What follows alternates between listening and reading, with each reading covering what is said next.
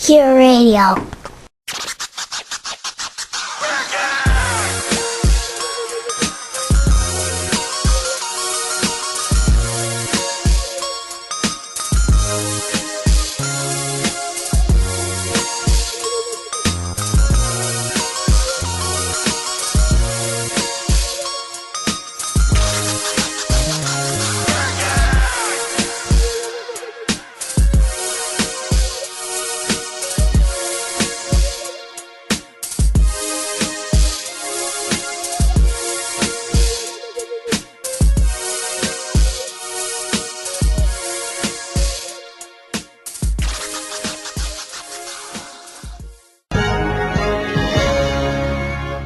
All you have to do is read a newspaper or watch TV to know our investments and our savings have lost value in this tough economy, and no one knows how long this will last.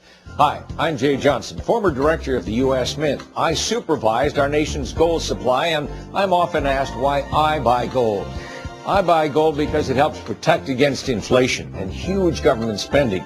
Gold offers diversity in a bad economy, and it's a safe haven asset that has never dropped to zero. In fact, did you know gold prices have tripled since 2001 and may reach new record highs because of inflation and the falling dollar? Make gold part of your portfolio. Call Goldline now, a company with nearly $500 million in annual sales. Goldline has been helping investors acquire gold for nearly 50 years. Call Goldline now. Ask for your free investor's kit and learn why gold should be a part of your portfolio. Call now. I came home last night and my door was smashed open. It's like they knew right where to go. Like they'd been in my house before. They got my cameras, the silver, the coins. My husband's beautiful old shotgun. They took my jewelry. I can't believe it. It's all gone. Each year, more than 4 million homes are burglarized in the U.S. Keep your valuables safe and secure with a safe that gives you an extra margin of protection. A Liberty safe is built tough and offers the most technologically advanced security features available. Plus, Liberty safes are independently certified for residential security, and they're built right here in the U.S. Don't take a chance when it comes to your home security. Purchase a Liberty safe for the things you value most. Some things can be replaced. Some just can't. To learn more, go to libertysafe.com or visit this dealer in your area.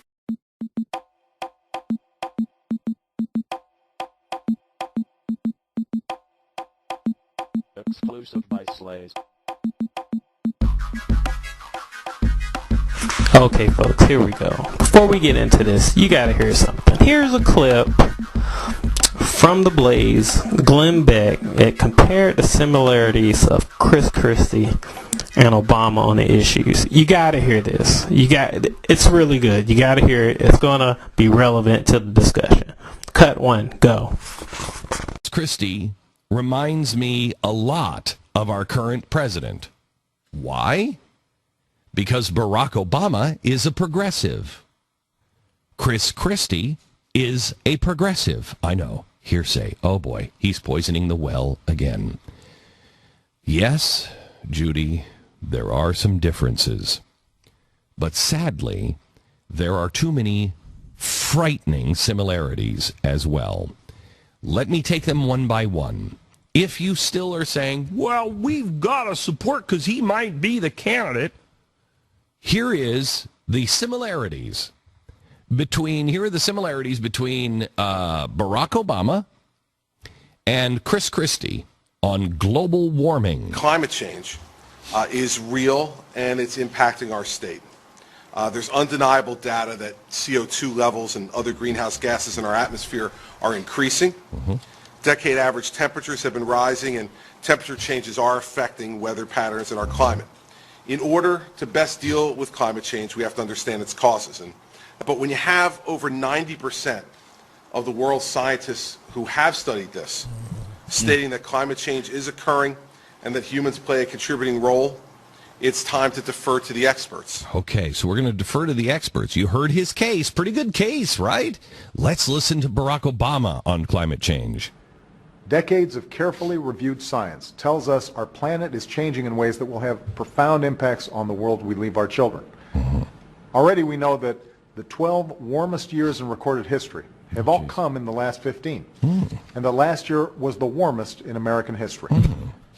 And while we know no single weather event is caused solely by climate change, we also know that in a world that's getting warmer than it used to be, all weather events are affected by it. Okay, they sound like the same person, don't they? In fact, they are almost the same person. I mean, if you're just looking for a liar, because they're both absolutely wrong or just lying about warming. The actual truth on global climate change, it hasn't warmed in 15 years. Let me say it again. The globe has not gotten warmer in the last 15 years. But why not get, past all of that and just listen to what they said? Exactly the same thing. But that's only global warming. Let's find out how Chris Christie and the president feel about the Second Amendment. Surely he's not for strict gun control laws like President Obama is. You have supported the gun control laws, which are pretty strict in the state of New Jersey. I have, because that's what the people of our state want. And they've been found to be constitutional under the United States Constitution. So, I don't have any problem with that. Oh, okay. All right. Okay. Okay. All right. I believe the president has also supported stricter restrictions on guns because the people wanted it. Of course, now the president has been transparent. The people who wanted it were those victims of tragedy. They blocked common sense gun reforms, even while these families looked on from the Senate gallery. Forget the United States Constitution. There are some people who want this. Here's Chris Christie on state tuition for illegals. And he's answering whether he's still for comprehensive immigration reform. Then it'll go right into the president on the same subject. Listen carefully. Get to work in the state legislature on things like making sure that there's tuition equality for everybody in New Jersey. Do you still favor comprehensive immigration reform, including a path to citizenship? Well, Chris, what I favor is fixing a broken system. And the fact is that everybody knows the system is broken. And what Congress needs to do is get to work, working with each other and the president to fix a broken system. I'm here because most Americans agree that it's time to fix a system that's been broken for way too long. Oh, my goodness. I'm here today because the time has come for common sense, comprehensive immigration reform. Holy cow. They could be each other's speechwriters now, couldn't they? Right now, Chris Christie is embroiled in a scandal where one of his longtime friends, in fact, someone that is often described as a lifelong friend, arranged for massive traffic problems to happen in New Jersey just to gain revenge on a political opponent. Now, getting revenge on an enemy, a political enemy, that doesn't sound familiar at all, does it? But they're going to be paying attention to this election. And if Latinos sit out the election, instead of saying we're going to punish our enemies and we're going to reward our friends who stand with us on... Oh, boy, okay. All right, that doesn't sound good. Now, as the scandal heated up, Christie quickly distanced himself yesterday from his, quote, lifelong friend. 23 years without seeing each other. And in the years we did see each other, we passed in the hallways. So I want to clear that up. Okay, all right. He barely knows the guy. Just like our president, when the association with terrorist Bill Ayers came up. This is a guy who lives in my neighborhood, who's a professor of English, who engaged in detestable acts 40 years ago when I was 8 years old. Okay, so regardless of how flimsy the relationship is. Okay, he didn't. And how about Rashid Khalidi? Do you remember him? mentioned Rashid Khalidi, who's a professor at Columbia.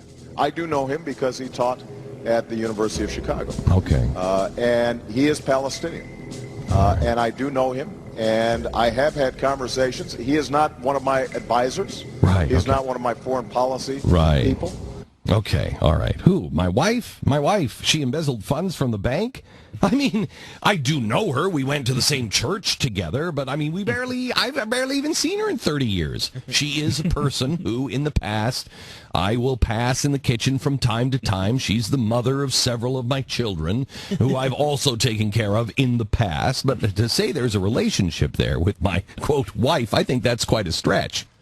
Christie and Obama have a lot in common. They're two peas in a pod, a really, really big pod. I mean, a huge, like Astrodome-sized pod, but two peas in the pod. And here's the truth. Because they have so much in common, I really have no interest in 2016. I will not accept, nor will I ignore, nor will I vote for Barack Obama light. Or Barack Obama heavy. I mean, light policy-wise, heavy otherwise. And that is the truth on who Chris Christie is and why we will continue to tell the truth on this program, whether you choose to like it or not. We will continue to tell you what we believe is the truth. Thanks for listening today, folks. I'm going to get right into it. Look, I'm on the ground in both Virginia and in New Jersey, and I can totally tell you what's going on with this Chris Christie scandal. The only person that gotten even close to it is Rush Limbaugh and Mark Levin. But I can tell you from an insider perspective. First, when you go back to last year, and that's when Frank Lautenberg dies. I'm going to go back a little. Left an open Senate seat. So there were two contested primaries in both the Democrat and Republican parties for that seat. And we ended up with the race that we had with Cory Booker on one end of that. And then you have Steve Lonegan on the other end representing the Republicans. First of all, Christie, he filled the seat. He could have just made the appointment, but he didn't. He didn't want to catch heat from the Democrats for just appointing a Republican in Lautenberg's seat. So the special election was scheduled a month before his re-election for November, and for good reason. He didn't want to be on trying to get elected the same night Cory Booker's trying to get reelected, because Cory Booker is very popular in the state. And, you know, it was really a politically savvy move to do so. Kind of selfish, but politically savvy. So anyway, and he did, you know, I was on the Lonegan campaign, and, you know, Chris Christie did give him support. So, and of course, I mean, it was his re-election year. I'm not going to say that's the reason, but he did give Mayor Lonegan support. He came out, fundraised for him, even helped him retire his debt. You know, so my hat's off to him for that. You know, first of all, it's his governance as far as him being a governor. I mean, he's a pretty decent governor. He's probably one of the best you're going to get for New Jersey. I mean, this is really a blue state. They say it's purple, but it's blue. It's Democrat majority. You do have some counties that lean towards the Republican Party, but majority of the state lean towards the Democrat side of the aisle. That's just a well-documented fact. I mean, that's not even arguable. So Booker gets reelected, and Christie celebrates with him. You know, there was a groundbreaking for a new store. He was there. Kind of looked like they were drunk, like they came from taking shots, and then they got up there on the podium, and Christie's up there, and he's talking about, you know, yeah, we're on two sides of the aisle, and we should honor. And I'm like, okay, all right. You know, I just thought I'd wait. I thought this moment right now that we're talking about, just to go back to what's going on now, was going to come in 2016. But, you know, thank God for the little things. It's coming a little earlier. Okay, so back to my story. Back to my summary. So, Booker gets reelected. Okay, that's fine. Chris Christie gets reelected. Okay, that's fine. So after Chris Christie gets reelected, of course, he's president of the Republican Governors Association, blah, blah, blah. He gets reelected. And before that, he leaves Ken Cuccinelli hanging. Ken Cuccinelli in Virginia. The Republican establishment pulls out early funding. Meanwhile, Virginians are voting against their best own interests, unbeknownst to them. So, McCarthy wins Virginia. A New Yorker, basically. Every time, I'm from Virginia, born and raised in Virginia. Every time, the Democrats can never get a homegrown candidate. It never, for governor, never get a homegrown candidate for major races. Governor, U.S. Senate, they always got to pull from D.C., Maryland, New York. That's just the nature of the beast. They'll get that sexy candidate from up north. So, whatever. So Christie refuses to go out and campaign for Cuccinelli, which I thought would have been a great move. Virginia would have definitely won, I think, the governorship this past year if the RNC, I believe, would have gave Cuccinelli more support. Also, if Christie would have campaigned, that would have just went a long way. But Virginia's been trending blue for a while, and there's a lot of government jobs there. City, state, federal government. Norfolk Naval Base is the world's largest naval base. It's the largest naval base in the country. Langley Air Force Base. There's a lot of, you got Newport News Shipbuilding. You got Fort Eustis and Newport News. You got military installations all up and down Virginia. The CIA is in Langley. You got Quantico in Northern Virginia, the Marine base. That's where Marine go for basic training. You got bases and shipyards and military installation and quasi-federal organizations up and down the coast of Virginia. So it tends to trend blue. Some of the major employers like Ford Motor Company have left. There are other private sector jobs there, but it's kind of scattered. It really depends on the industry, and a lot of the industries there are related to the government. So I can see Virginia trending blue because of the nature of the economy, the nature of the microeconomic system there, and the nature of just the politics. It's towards more government lately. Virginia is very funny with their taxes. The taxes are low as far as income, but one of the contested things in Virginia politics is the personal property tax. Another thing is the sales tax. So depending upon the makeup of the state legislature and the governor's office, those taxes can go up and down. Different types of fees, fine, whatever. I'm just giving you the background on Virginia. But the really upsetting thing is that Virginia went blue this time because of 5,600 birth control ads. Unbelievable. So back to Christie. Christie went back Cuccinelli. The Republican GOP establishment kind of pulled out early. So they kind of left them hanging there. So after Christie's re-election, he's getting all this press and exposure, and he was getting that before. He's friends with a lot of the media here. He's good with the media.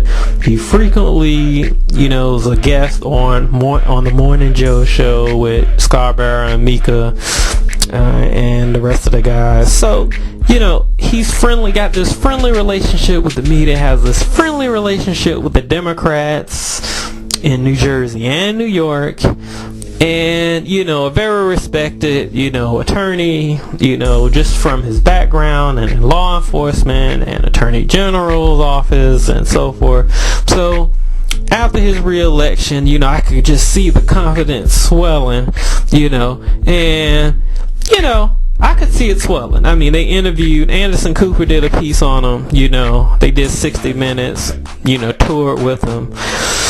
And then the first thing they do after Chris Christie gets reelected, they get him to go down there and bail out that rhino, Lindsey Graham, go campaign for him. And Chris Christie, you know, he's the adult in the room, and you know, and the Democrats are, you know, he's supposed to be the guy that make the Democrat voters, you know, take a second look, and you know, the Democrats are supposed to be scared of him, and you know, he reach across the aisle, you know, he could really give Hillary a run. Man, he can't give Hillary no run. And I'm not just saying that just because, you know, I don't particularly, you know, bond with Christie and where he stands. I mean, I voted for the guy the first term. You know, I felt really good about that because John Corzine, the governor before, I mean, he was a train wreck. You saw what happened with MF Global. You know, and here in New Jersey, our property taxes tripled. Christie did, you know, he capped those taxes. He did address some spending items. You know, he did kind of work with the teachers union. He had to take them on first. So, you know, in that aspect, you know, he's been very effective. He's very effective with the media, you know.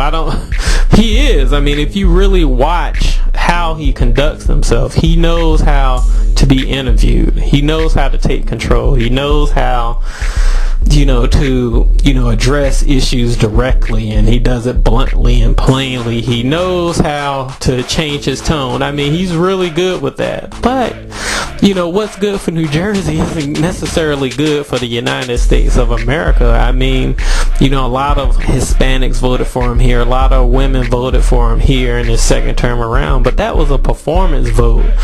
You know, you haven't performed, you know, the Hispanics and the women and the minorities in the country haven't been privy to your performance. So, you know, when you leave New Jersey, you know, and the polls are saying this, and I'm not the one to go by polls anyway, but those groups will flock right to Hillary just because, you know, not even on issues, but just because of the identification of having a woman, you know, in that race, someone that's well known, someone that, you know, kind of has a media back, and someone that's well respected within the Democrat Party. So those groups of people will leave Christie in the general election. I don't care how good you are with the media, and you're seeing it now.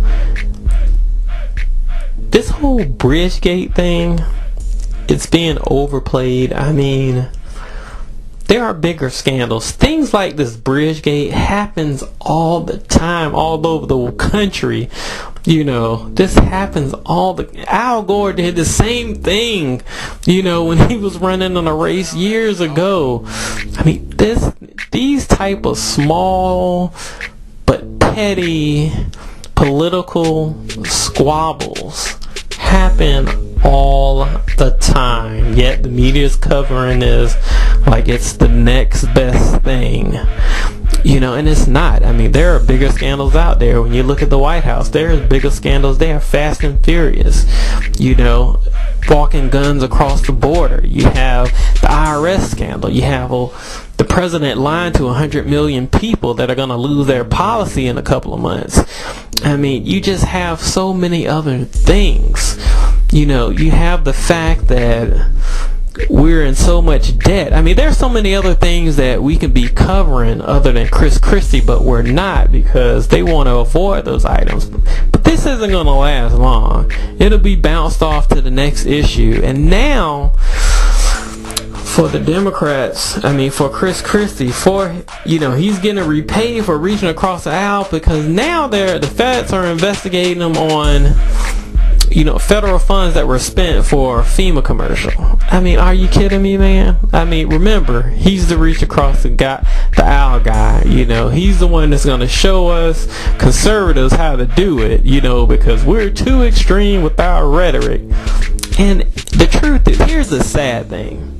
The really sad thing is that the fact that we have the possibility of choosing between Chris Christie and Hillary Clinton. I mean, you know, that's such a downgrade from what we've had, even though Obama is probably the worst and by design, he made himself the worst. I mean, when you look at just the standard of the U.S. presidency and the Oval Office and the commander-in-chief of the strongest country in the world, the most powerful country that the world has ever seen, the most economically sound country that the world has ever seen, just the downgrade, just the lack, just the unconstitutional, behavior coming from this Oval Office, just the attack on, the Bill of Rights, and, just the lack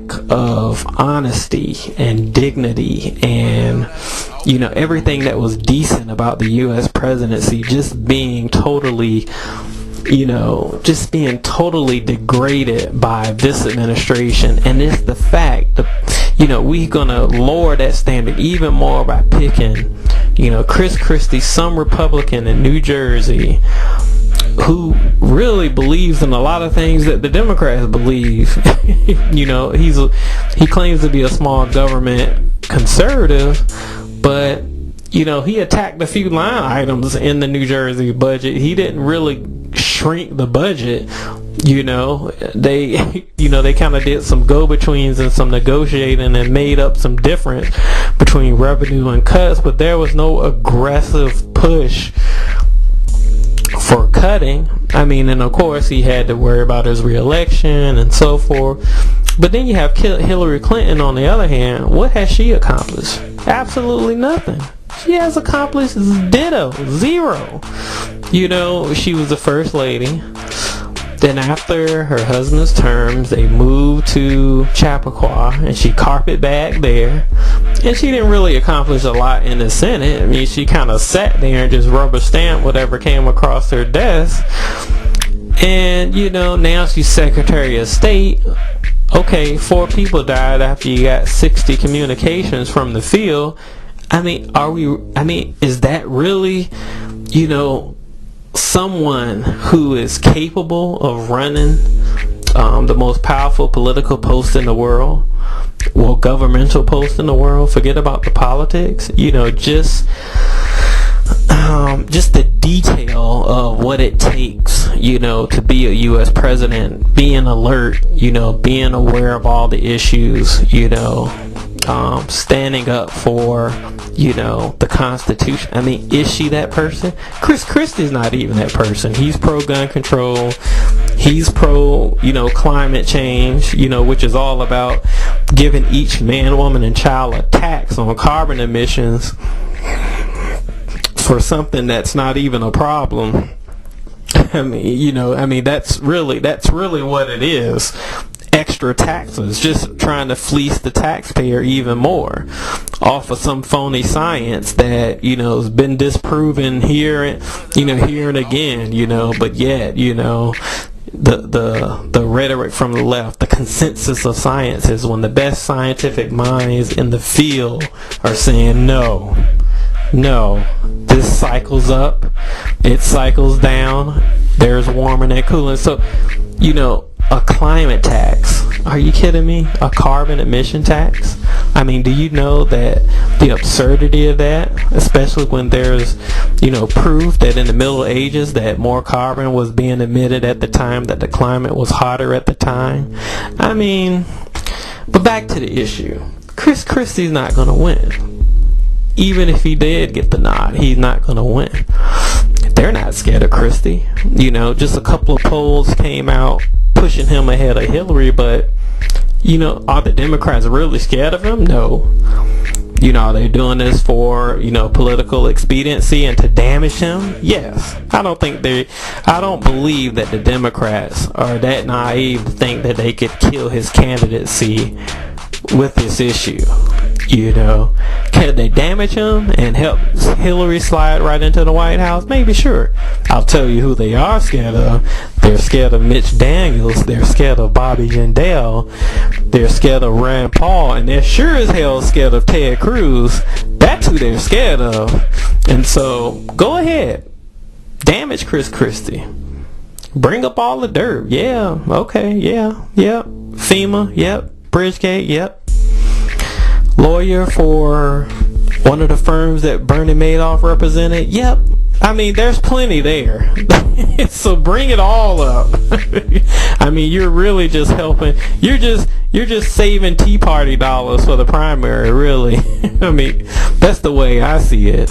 But, I mean, I think Chris Christie will endure this. I think he will get through it. But, you know, the fact that, and then, you know, I hear Democrats all the time tell me, well, you know, he's really the only guy that, you know, I would vote for, you know, if he were a Republican or give him. No, you're not giving him a second look. The minute that Hillary Clinton declares her name in the hat for the presidency, that's where your vote's going. Stop being intellectually dishonest. And I don't understand conservatives that to settle for Chris Christie conservatives. This is what it boils down to. Settling for Chris Christie. I mean, haven't we been here before? We did it with Romney, even though, you know, Romney wasn't our first choice, but a lot of us, they say, you know what, it's about defeating Obama, but the Republican establishment pissed off the base at the convention with that rule change, and that's why Romney lost. And so, you know, and then before Romney, you know, you did McCain, and McCain was horrible, man. I mean, that was a horrible campaign. You know, he announced his running mate at the last minute. I mean, he just could, you know, and even though I love Sarah Palin, but he could have gotten a more seasoned running mate. There are plenty of qualified female running mates. You know, maybe they turned them down. I don't know. But there were plenty of other qualified female running mates that could have, even though Sarah Palin was very, very, I mean, when you look at what she did in her state, very accomplished. You know, she cut her budget. She's good with energy policy.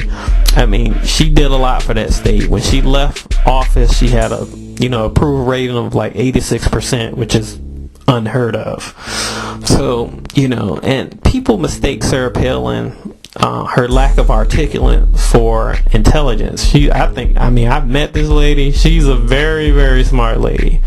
She's just not a speaker. She's just not articulate, you know. You know, she's pretty plain. She's pretty, you know, blunt, and she's pretty straight to the point. And a lot of times, you know, in the media and on radio and on TV, that doesn't come across well, but you know, that's just her. When you look at her, you know, look at her family. She has a beautiful family. She has, you know, a great governorship behind her. But, you know, she just didn't have. But even with McCain being horrible, I felt the conservatives that did vote for McCain voted because they felt like he had a conservative there with him. You know, and that's, you know, and we didn't even get that this time. I mean, is Paul Ryan a real conservative? I mean, he's really good with policy analysis, but is he a conservative? You know, maybe, kind of, sort of, yeah, but, you know, there's no definite there. You know, before that, Bob Dole, I mean, and on and on. So this thing where, you know, Republican conservatives have to, you know, aim for the middle when 40% of voters in this country are conservative. 40%. That's a huge percentage. 20% are liberal and 20% of independents. And so, you know why Obama won last year? Because he didn't abandon his base. He had his base pretty much intact. He got to the general election and he won. Whatever independent voters flocked to him because he had his base. Mitt Romney didn't have his base. They isolated the base. You know, they pissed the base off with that move at the convention. And so, how are you going to win? How are you going to say you got 40% of people that would vote for you if you identified with their issues at least, or at least acknowledge? The conservative base at least want an acknowledgement of what's wrong and an action plan to correct it. So if you go out there and you say, look, we're going to cut taxes, we're going to get this budget under control, You got 40% of voters right there. So you mean to tell me that it's worth abandoning the 40% to go out and get this 20%? That you don't know really what their affiliation with is on the issues. You know, you can go out there and poll till you blue in the face, but you can only get a sample of that, and that's not even a true representation of the independents. And most of those independents are fiscally conservative. And so if you go out and say, look, we're going to make the economy grow, we're going to cut taxes or cap taxes, or, you know, we're going to, you know, have a business friendly environment, you know, for everybody to prosper. I mean, that would get your independents and your physical conservatives right there. But no, we have to copy the Democrats. We have to be Democrat light. And so here we are with Christie. Here we are explaining again that if we go after the independents, that, you know, if we can capture the independents, you know, we'll get there. I mean, that just doesn't fly with me. I'm sorry. I know there's some conservatives out there that believe that we gotta moderate and go for the independent vote, and it just hasn't materialized. In 2010, Republicans painted very bold colors. And it wasn't a Republican victory in 2010. It was a Tea Party victory. The Tea Party financed it. The Tea Party went out there, grassroots, got people involved because people were steamed off about Obamacare. And, you know, the excess government spending and the overreach of executive authority. I mean, we painted bold colors in 2010 and won in a landslide. 2012 comes again, we moderate, we chase after the independents, we isolate conservatives, and look what happens. Obama's back in office, Harry Reid still's got the Senate, we're still spending over $3 trillion. So, you know, I'm just tired of hearing about how the Tea Party, or how conservatives, or how grassroots conservatives and libertarians, you know, should tone it down. That just doesn't, there's nothing to support this. Nothing anywhere. And so here we have Christie here. That's why I'm breaking up these points, because he's been a part of that isolation of the conservative base and the libertarians. I mean, he said libertarianism was dangerous, and all libertarians want is maximize individual freedom under the Bill of Rights, under the Constitution. All Tea Party conservatives want is a government that doesn't spend more than it takes in, that it isn't looking for excess taxation, and that a government that is not adding programs that are inefficient, that have no accountability, and that will be cause for further taxation. That's really it. You know, and so the Tea Party and libertarians, they're not extreme. They're in the middle. They're saying, look, let's look at what we spend, and let's try to move the government in a position that, you know, we're attacking some of this spending, and that we're addressing the lapse and the lack in Social Security and in Medicare, and like, let's attack this spending, because if we don't attack this spending, 2016 get here, we're 22 trillion in debt, 23 trillion in debt almost, we will be at the time. We get a credit downgrade, goods and services that we import will cost more. Gas and heat will cost more. Groceries will cost more. And that affects everybody. Rich, poor, especially the working poor, who I totally feel for, because they're getting caught in this.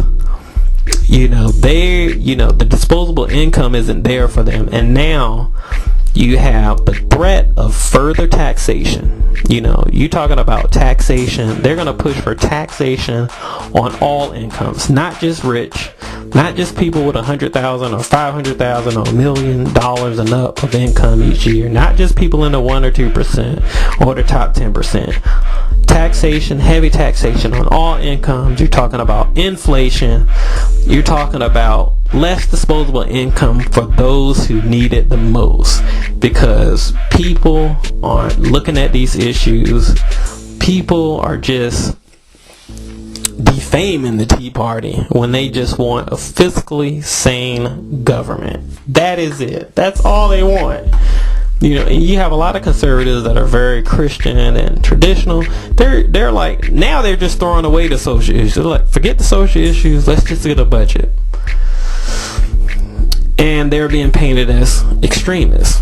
You know, people like Ted Cruz, who I admire, being painted as an extremist when he's not. He's defending the Bill of Rights. He defended gun control, you know, on assault weapons ban. You know, he defended all of us, people that are gun owners and, you know, people that want to be gun owners.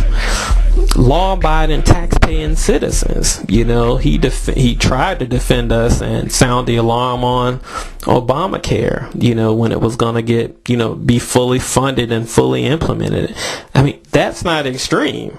You know, people are out here suffering, man, and getting hurt by these policies. That's not extreme when you have the majority of American citizens out here that are 92 million able-bodied people out of work, and people that are working and have jobs and, you know, have employment, being hurt by excess spending, being hurt by the threat of taxation, being hurt by Obamacare being implemented, losing their health care bills, premiums going up, you know, deductibles going up, people being dropped off of their policy, spouses and children.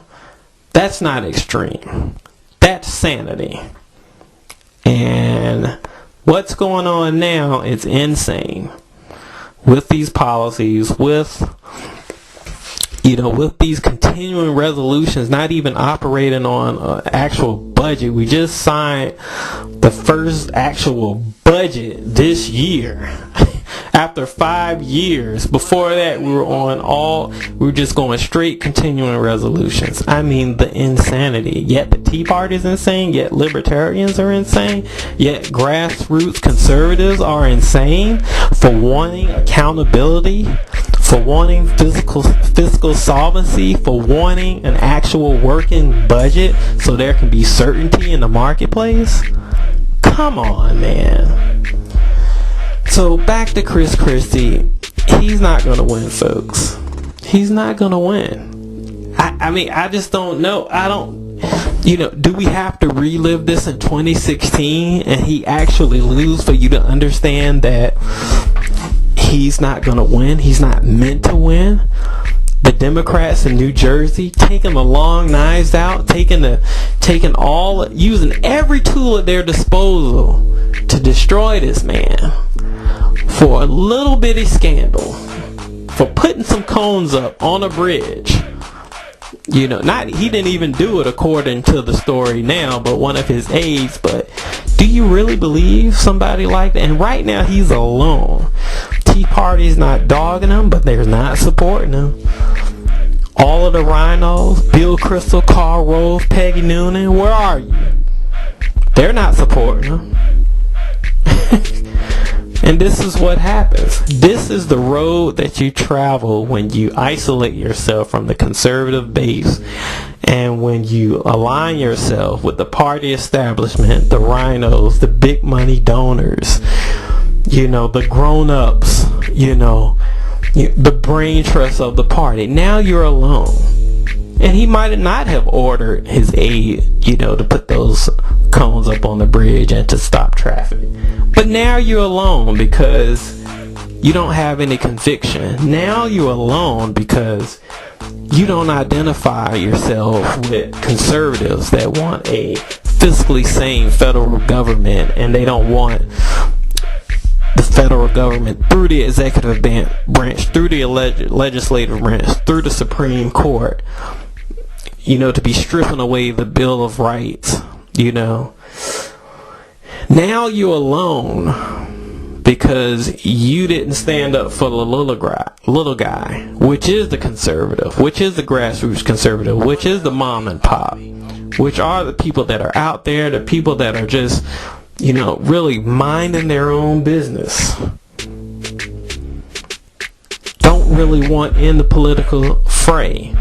Don't really anything to do with politics. They just want to go to work, go to church, raise their kids, take them to school, go to soccer practice. They don't want in the game. So when the government got out of control, then they started to pay attention and they started to build some momentum, and they're extremists. This is the road for the rhino. It's a road alone, because guess what? When you mess up, they did it to Romney. Every time Romney did something in the 2012 election that Bill Kristol didn't like, or Noonan didn't like, or Karl Rove didn't, they just beat up on him. They just and that was their guy in the primary. That was their guy. They didn't want Newt. They didn't want Santorum. They didn't want anyone else. They wanted, they were pushing Romney. I was damn near sick of Romney in the middle of the primary, and most conservatives that were there were too. Because they were just, Fox was pushing Romney, and Karl Rove was pushing Romney, and Croftheimer, and that's the road you travel. There's no winning. You might as well go with the conservative base if you're running, a national campaign. Why not? It's 40% of voters. You don't have to get extreme. You don't have to talk about abortion. You don't have to talk about birth control. Just talk about the taxes. Just talk about what people are concerned about. The kitchen table issues, as they would call it. Government spending more. Laws being passed that are just, beyond the scope of what the Constitution was originally framed for. That's it. Military defense. That's it. You can get your conservative base. You can get your 40%. Let the Dems go after the independents. That's just common sense. So I refuse. There is just no evidence to support the Republicans pandering for the independents or the Hispanic vote. But it's just not statistically there. It's not. It's not. It's just a silly notion. It's just a false narrative that's been planted. So this whole Christie thing, it's all politics. It's all politics. He'll get over it. But he put himself there. It's not even the Democrats. You put yourself there. When you don't stand by your base, and when you isolate them, this is the road in which you travel. The road alone. And it will be this way. This is how it will be in 2016. Because conservatives aren't going to vote for Christie. They aren't going to defend him. They aren't, with the media onslaught, with the onslaught of the Democrats in New York and in New Jersey, Christie's by himself. So, so either conservatives are right or Democrats in the media are right. And right now it's looking awful lot like the conservatives are being vindicated. So that's just my take. I think Christie will live, but it's just funny to me. It's funny. It's kind of sad, but funny. Chris Christie, he's not the best in the Republican Party. There are plenty of other people in the Republican Party that could, represent the party proudly, and that could capture the conservative base, and that could capture those independents.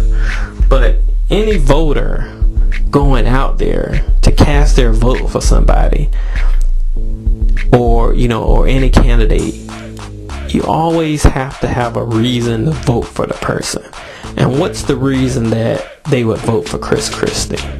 We know why people are going to vote for Hillary, because she would be the first woman, but why would they vote for a candidate like Chris Christie? That's similar to her on every issue. You might as well have her if he's that close to her on every issue. Not every issue, but a lot of the issues. It just doesn't make sense, folks. I mean, somebody help me out with this. Thanks for tuning in, guys. Talk to you later.